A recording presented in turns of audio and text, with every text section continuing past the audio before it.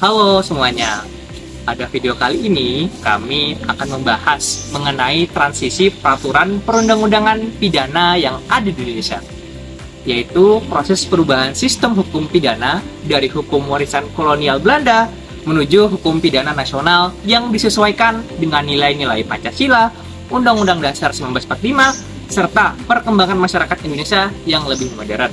Di mana pembahasan ini penting untuk dipahami, karena perubahan hukum pidana tidak hanya berkaitan dengan pergantian aturan loh, tetapi juga berkaitan dengan upaya negara dalam menciptakan sistem hukum yang lebih adil, modern, dan sesuai dengan kebutuhan masyarakat. Dan memang cukup ironis ketika negara yang sudah merdeka masih harus bertahun-tahun menggunakan produk hukum peninggalan penjajah demi menjaga kepastian hukum sendiri. Kalau begitu, kita lanjut ya teman-teman. Transisi peraturan perundang-undangan yang pidana di Indonesia merupakan proses perubahan sistem hukum pidana dari warisan hukum kolonial Belanda menuju hukum pidana nasional yang disesuaikan dengan nilai-nilai Pancasila, Undang-Undang Dasar 1945, serta perkembangan masyarakat Indonesia yang modern.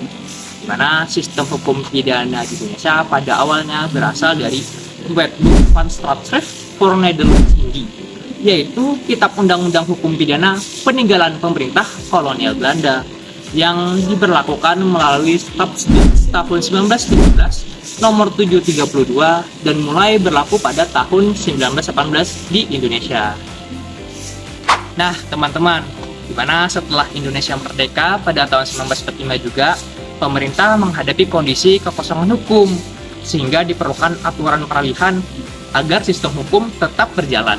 Oleh karena itu, melalui pasal 2 Aturan Peralihan Undang-Undang Dasar 1945 ditegaskan bahwa seluruh peraturan yang telah ada tetap berlaku selama belum diadakan peraturan baru menurut Undang-Undang Dasar. Nah, ketentuan tersebut kemudian diperkuat melalui Undang-Undang Nomor 1 Tahun 1946 tentang Peraturan Hukum Pidana yang menetapkan keberlangsungan KUHP peninggalan Belanda sebagai hukum pidana Indonesia dengan beberapa penyesuaian terhadap identitas negara yang merdeka, yaitu adalah Indonesia itu sendiri pada saat itu. Nah, namun seiring perkembangan zaman sendiri, KUHP warisan kolonial dianggap tidak lagi mampu menjawab kebutuhan masyarakat yang ada di Indonesia, karena KUHP lama memiliki karakteristik yang bersifat kolonial, represif, dan lebih berorientasi pada kepentingan penguasa dibanding perlindungan masyarakat sendiri. Selain itu, perkembangan kejahatan modern seperti cybercrime, pencucian uang, serta kejahatan korporasi membutuhkan pengaturan hukum yang lebih relevan. Dalam perspektif hukum nasional, keberadaan KUHP kolonial dipandang belum sepenuhnya mencerminkan nilai-nilai Pancasila karena terlalu menekankan pendekatan pembelasan atau restoratif justice dalam undang-undangnya sendiri.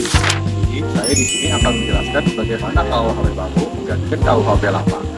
Proses pembaruan hukum pidana di Indonesia berlangsung sangat panjang dari tahun 1960-an hingga disahkan Undang-Undang Nomor 1 Tahun 2023. Dan pada akhirnya Indonesia memiliki KUHP nasional sendiri melalui Undang-Undang Nomor 1 Tahun 2023 tentang KUHP yang menggantikan KUHP warisan Belanda.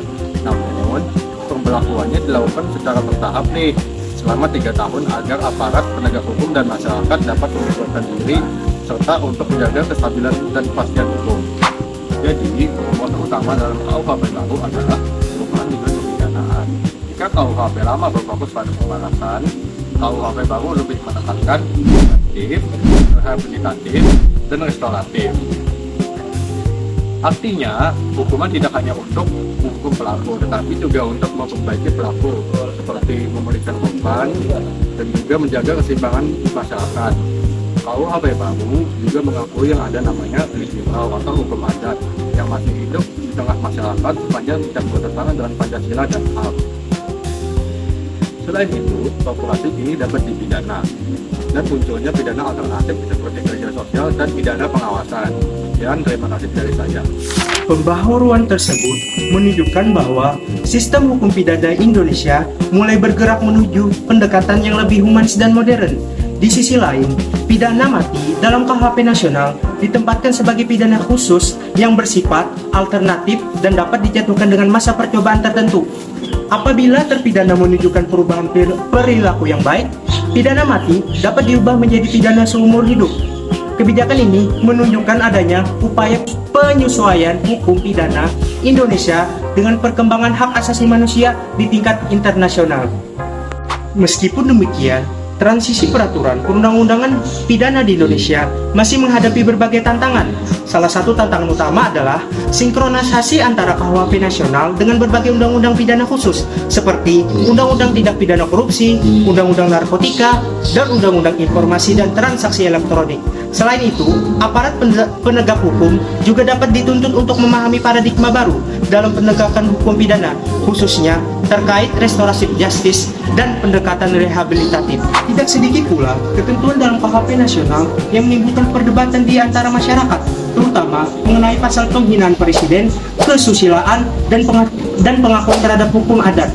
Oleh karena itu, sosialisasi dan pendidikan hukum menjadi sangat penting agar proses transaksi hukum pidana dapat berjalan secara efektif dan memberikan kepastian hukum bagi masyarakat.